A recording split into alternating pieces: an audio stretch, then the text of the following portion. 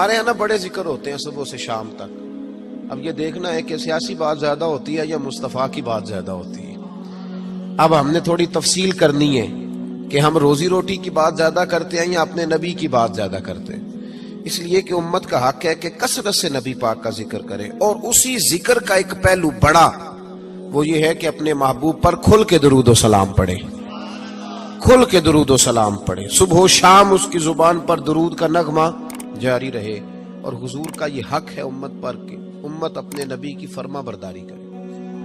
امت اپنے رسول کی فرما برداری کرے، اتباع کرے، اطاعت کرے، حضور علیہ السلام کے نقش قدم چلے.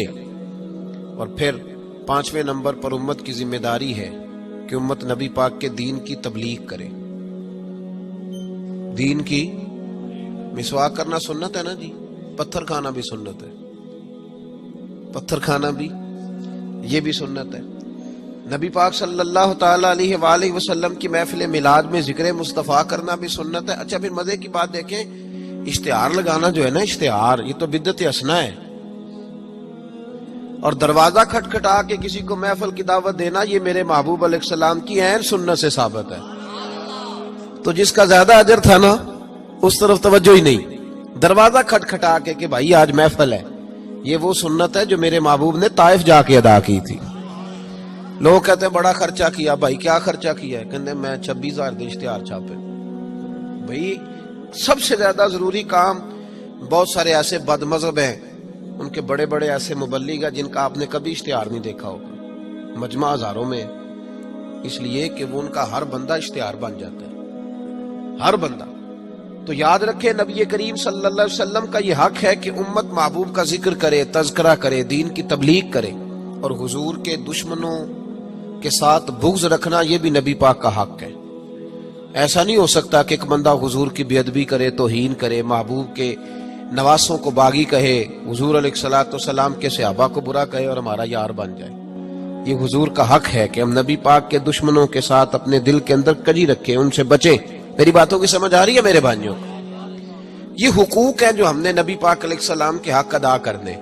اور جس سے محبوب کو محبت ہے اس سے محبت کرنا بھی ہماری ذمہ داری ہے.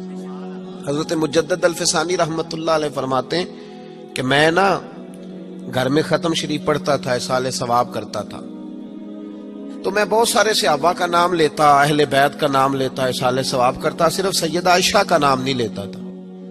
کہتے مجھے نبی پاک صلی اللہ علیہ وسلم خواب میں ملے اور سرکار نے فرمایا شیخ احمد تجھے پتہ ہے نا میں اکثر کھانا عائشہ کے دسترخوان پہ کھاتا ہوں، تو اس کا ذکر ہی نہیں کرتا. تو ہر اس شخص سے جس سے محبوب نے محبت کی، ہر اس شخص سے محبت کرنا یہ نبی پاک کے حقوق میں شامل ہے.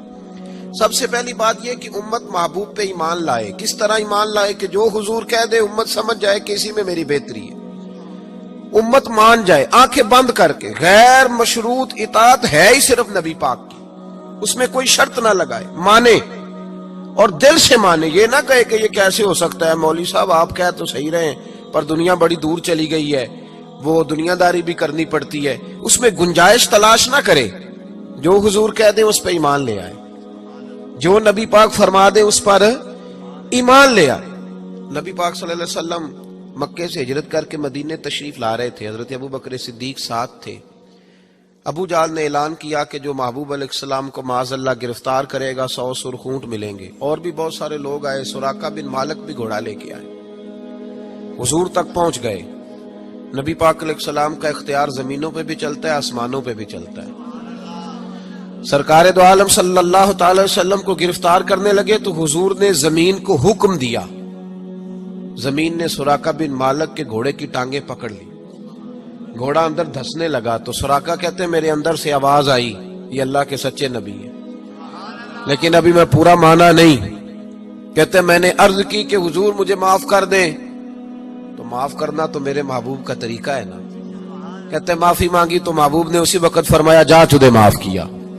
سراقہ کہتے ہیں میں نے پھر جرت کی، پھر بڑھنے لگا، پھر زمین نے میرے گھوڑے کو پکڑ لیا، ٹانگیں اندر دھسنے لگی. البدایہ ون نے آیا اٹھا کر کے دیکھیے محبوب پاک سید عالم صلی اللہ علیہ وسلم نے دوسری دفعہ جب زمین میں اس کا گھوڑا دھسنے لگا تو پھر عرض کرنے لگے حضور معاف کر دیں. فرمایا جا تجھے معاف کیا. सुराका कहते हैं आवाज अंदर से आई पर अभी मैं पूरा माना। आवाज तो हमारे अंदर से भी रोज आती है कि बदल जाना चाहिए, हमें दीन की तरफ आ जाना चाहिए, पर हम भी तजर्बे करते रहते हैं। अल्लाह माशाअल्लाह। कहते हैं 3 दफा ऐसा हुआ, 3 दफा नबी पाक ने माफ किया, फिर मेरे अंदर से आवाज आई कि ये अल्लाह के सच्चे रसूल हैं। जब तीसरी दफा माफ किया तो महबूब मुस्कुराने लगे। एक किसरा का बादशाह था, तवज्जो है मेरी बात पर, किसरा का एक बादशाह था तो हाथों में कंगन पहनता था, मोटे मोटे सोने के कंगन। वो जब बात करता ना तो कंगन हिलते, जिस तरह हमारे हुक्मरानों के बड़े लल्ले तो लल्ले नहीं। आपका एक ऐसा वजीर आजम गुजरा है जो दिल्ली से कपड़े खरीदता था और ऑस्ट्रेलिया से सिलवाया करता था। ये गरीब कौम के हुक्मरान है। चले खैर, उनकी मैं क्या बात करूं, अब तो पीरों की गाड़ी भी 1.5 करोड़ की आती है, उनकी मैं क्या बात करूं। अब तो लोगों को फकर का दर्स है, दुनिया को कहते हैं फकीर होते जाओ खुद अमीर होते जाते। अब तो यहाँ भी हाल बड़ा इल्ला माशाअल्लाह अजीब है। उस तरफ क्या जाऊं, यहाँ भी रोना बड़ा सख्त है।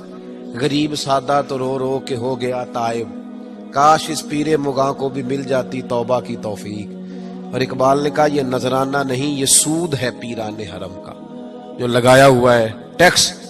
आए हो तो क्या लेके आए हो, आमदाम बरसरे मतलब।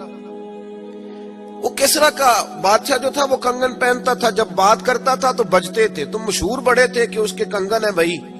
नबी पाक सल्लल्लाहु ताला अलैहि वसल्लम को जब सुराका आगे बढ़े ना गिरफ्तार करने, तो महबूब ने फरमाया तू मुझे पकड़ने आया है, एक वक्त आएगा किसरा का इलाका फतह होगा, उसके वो कंगन मेरे गुलाम उतार के लाएंगे। और सुराका मैं यहां खड़े होके सालों बाद का वो वाकया देख रहा हूं कि उसके कंगन तेरे हाथों में आएंगे। अब जरा जरा रुक के सोचिए, मक्के से निकले हैं, मदीने अभी पहुंचे नहीं, एक गांव पे भी मुसलमानों की हुकूमत नहीं, मेरे महबूब ने इतनी बड़ी बात कर दी, किसरा का इलाका फतह होगा। हजरत अबू बकर सिद्दीक मुस्कुराने लगे। आमर बिन फहीरा फरमाते मेरा सीना चौड़ा हो गया, भाई तुम्हें क्या हुआ। कहने लगे महबूब ने कह दिया है तो इंशाअल्लाह इलाका फतह हो के रहेगा। साडे नबी दी जुबान साडे वास्ते कुरान, हुजूर ने फरमा दिया लिहाजा होगा, यकीने कामल की दौलत। सुराका मुसलमान हो गए, जमाना गुजर गया, महबूब अलैहिस्सलाम ने विसाले ज़ाहिरी फरमाया, हजरत अबू बकर सिद्दीक का दौर आया, फिर हजरत उमर का जमाना आया। एक मौके पे जंग हो रही थी, साहिब तबकात ने लिखा है जंग हो रही है तो काफिर किला बंद हो गए। बड़े बड़े किले होते थे, आपने देखे होंगे पुराने किले, छोटी ईंट के बने होते थे, लकड़ी का दरवाजा होता था बहुत बड़ा। और दिफाई जंग जब लोग करते थे ना दिफाई महाज पे, तो 2-3 महीने का राशन लेके लोग अंदर बंद हो जाते थे। मेरी बातों की समझ आ रही है मेरे भाइयों को, अंदर बंद हो जाते थे, काफिर किला बंद हो गए। हजरत साद बिन अबी वकास रदी अल्लाह तआला अन्हु की क़यादत में जिहाद हो रहा था। अब काफिर ना बाहर आते हैं, बाहर आए लड़ाई हो तो पता चले ना हारा कौन जीता कौन। अब वो अंदर बंद है, बाहर ही नहीं निकलते, और मुसलमान अंदर जा नहीं सकते, किले की दीवारें बड़ी ऊंची हैं। एक मंजनीक होती थी गुलेल की तर्ज पे बनी, उसमें रख के ना बड़े बड़े पत्थर तो अंदर फेंके जाते थे। पता है आपको मंजनीक कैसे होती थी? वो 2 बड़े बांस रख के ना ऊपर, तो उसको गुलेल की तर्ज की बनाया जाता था, रस्सी डाल के नीचे उसके पत्थर रख के 2 आदमी पहले यूं दौड़े जाते थे, फिर छोड़ा जाता था तो पत्थर जाके लगता था। तो सहाबा ने मशवरा किया कि अंदर पत्थर फेंकते। फिर एक सहाबी कहने लगे यार अंदर पत्थर फेंकेंगे वो पता नहीं कहाँ है, उन्हें लगे कि ना लगे। हजरत सुराका बिन मालिक भी थे, कहने लगे पत्थर ना फेंको, मंजनीक में रख के मुझे अंदर फेंको, मैं अंदर से जाके दरवाजा खोलता हूं। और उनको पकड़ लेते हैं। उन्होंने कहा जनाब कोई समझदारी वाली बात करें, आप किधर निकल गए? पहली बात तो यह है कि जब हम आपको अंदर फेंकेंगे तो आप इस कदर तेजी से गिरेंगे कि आपकी हड्डी पसली कोई नहीं बचेगी, और अगर आप जिंदा बच भी गए तो यहूदी आपको छोड़ेंगे नहीं। जनाब सुराका कहने लगे तुम इस तरह करो, मेरी परवाह ना करो, मुझे फेंको, मुझे कुछ भी नहीं होगा, मैं जिंदा दरवाजा खोल लूंगा और तुम्हें दिक्कत। बाबा जी रात से पर्दा तो हटाएं, फरमाया वो बाद में बताऊंगा, पहले फेंको तो सही। जबरदस्ती का फेंको, डाला अंदर मंजनीक के अंदर, फेंका, थोड़ी देर गुजरी तो हजरत सुराका दरवाजा खोल के बाहर आ गए। फरमाने लगे लो भाई मुझे तो कुछ भी नहीं हुआ, कपड़े झाड़ रहा हूं, कोई शय नहीं। बाहर आए, जंग हुई, फतह हुई। अब सहाबा उनके गिर्द बैठ गए, कहने लगे सुराका वो करामत क्या है? وہ کون سا نسخہ ہے جس سے آپ زندہ آ گئے؟ تو جناب سراقہ رونے لگے، فرمانے لگے نسخہ کوئی بھی نہیں، میرا ایمان بڑا مضبوط ہے، میرا اپنے نبی پہ ایمان بڑا مضبوط ہے۔ میرے رسول پاک نے فرمایا تھا تیرے ہاتھوں میں کسرا کے کنگن آئیں گے، فرمایا ابھی کنگن نہیں آئے، اور جب تک میرے ہاتھوں میں کنگن نہیں آتے جناب اسرائیل بھی کوئی نہیں آئیں گے، وہ تبھی آئیں گے جب میرے ہاتھوں میں اقبال نے مسلمان کا ایک مسئلہ بیان کیا، اقبال کہتے ہیں مسلمان تیرا اصل مسئلہ یہ ہے